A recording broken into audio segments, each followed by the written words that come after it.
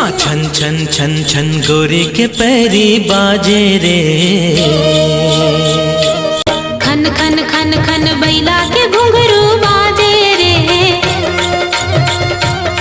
संगमा छन छन छन छन गोरी के पैरी बाजे रे।